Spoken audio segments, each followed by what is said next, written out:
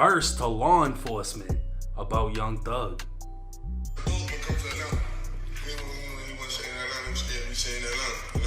Right. So my hand was on the spot. I saw him and we had a show together. I'm like, I'm just asking nigga show.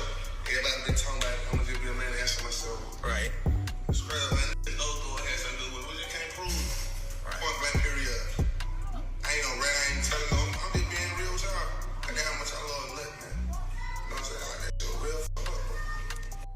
While it may be hard for some to understand Rich Homie speaking a language native to the streets of Atlanta, what he's speaking on is the very murder that would cause the fall of YSL.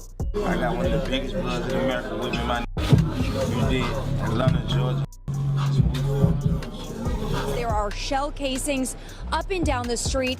Now, I'm told one of the men who was shot, a man in his mid-20s, is in critical condition, but that his status could change for the worse overnight. Rich Homie QUAN's former manager, Donovan Thomas, who went by the name Peanut or Big Nut, was a member of the Inglewood family Bloods. His 2015 assassination outside of an Atlanta barbershop would result in a back and forth war between Inglewood family and Sex Money Murder. The majority of the violence will be documented in the YSL indictment.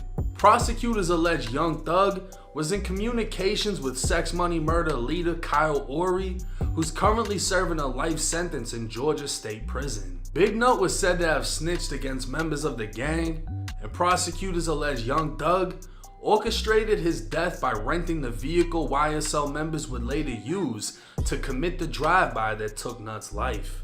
After the hit, Thug and the alleged shooters would take a trip to Miami to lay low. Rich Homie QUAN would speak with investigators explaining he never saw Thug in Atlanta after the murder. He was going to confront him at a Miami show over the rumors that Thug played a part in Nut's death. Rich Homie would allege people knew Thug had something to do with it, but they couldn't prove it.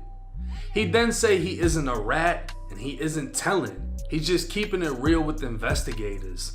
Rich Homie would also allege Thug was jealous of the relationship he had with Nut, as Thug wanted to control the Atlanta music scene and Nut was keeping Rich Homie at a distance from Thug.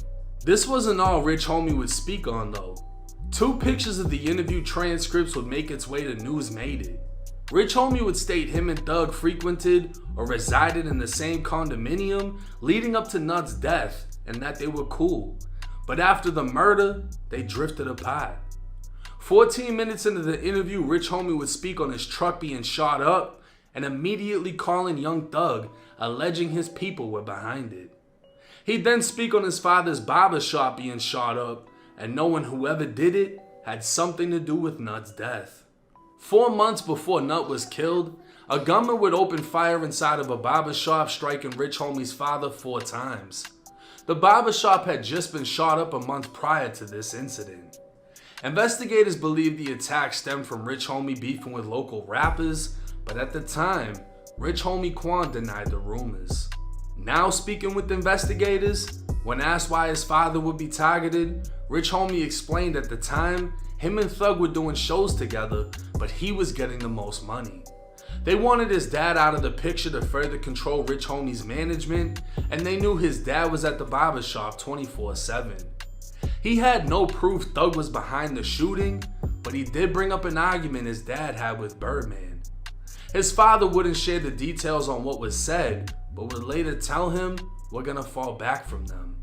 22 minutes into the interview, Rich Homie was asked why he wouldn't sign with Birdman, and he explained other artists are constantly complaining about their financial situation. He felt he'd make more money on his own and then later sign. Rich Homie would say that after Nut was killed, he didn't contact Thug and Thug didn't contact him. Thug would move out of the condo about 2 weeks after the murder, and when asked why Thug called him Bitch Homie QUAN 2 months after Nut's death, he didn't have an answer. Providing the investigator with Young Thug's phone numbers, the investigator asked if Thug ever made any threatening messages to him, but Rich Homie would state he's smarter than that. Roughly 30 minutes into the interview, the paperwork would be cut off, so realistically, we don't know how long Rich Homie sat down with investigators, but we do know he's on the YSL witness list. This leaves the possibility that Rich Homie would be called in to testify against Thug, as he'd have to recite everything said in the interview in front of Young Thug. So did Rich Homie Quan snitch? Absolutely. He's alleging Thug was behind the murder of Nut, the shooting of his father, and the shooting of his truck. Rich Homie would say he's keeping it real with investigators, and regardless of whether or not he portrayed a street lifestyle and abides by the street code, this is another major loss for the city of Atlanta, as another Atlanta rapper has cooperated.